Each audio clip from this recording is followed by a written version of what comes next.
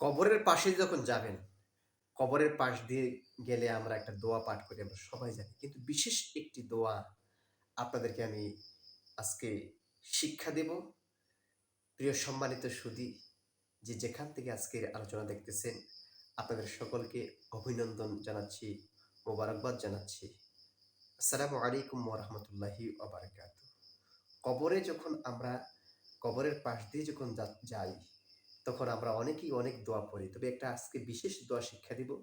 একদম ইজি একটি দোয়া, যেটা আমরা সবাই জানি, সবাই আমরা এই দোয়াটা, এই কালিমাটা জানি। সেটি হচ্ছে লা ইলাহা ইল্লাল্লাহু মুহাম্মাদুর রাসূলুল্লাহ।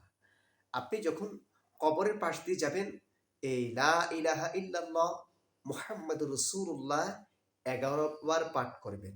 আমি আবারও বলছি, লা ইলাহা ইল্লাল্লাহ মুহাম্মাদুর রাসূলুল্লাহ কবরের পাশ দিয়ে যাওয়ার সময় আপনি ১১ বার পাঠ করবেন। এরপরে বলবেন, আল্লাহ, আমি এর হাদিয়া কবর সমস্ত কবরের মুর্দাগানের রুহুল মাগফিরাতে আল্লাহ এই হাদিয়া দান করে দিলাম। আল্লাহ মেহেরবানি করে তুমি তা কবুল করে নাও। তারপরে ২ হাত তুলে আপনি যখন আপনার নিজের জন্য যা চাইবেন, আল্লাহর কাছে দোয়া করবেন।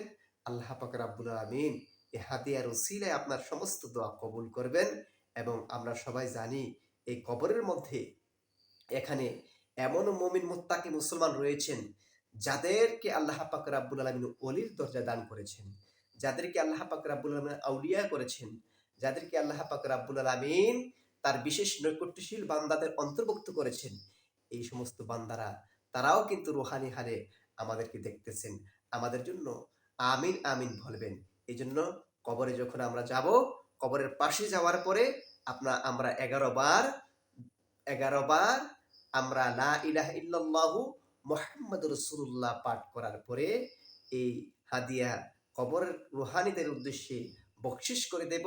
রব্বে কারিমের দরবারে আমরা দোয়া করব আমাদের নিজের জন্য এবং তাদের জন্য, সমস্ত মুর্দাবাসীদের জন্য।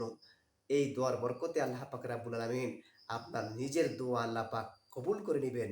আল্লাহ পাক রাব্বুল আলামিন আপনার মনের সব মনের বাসনা, কামনাগুলি আল্লাহ পাক কবুল করে নিবেন।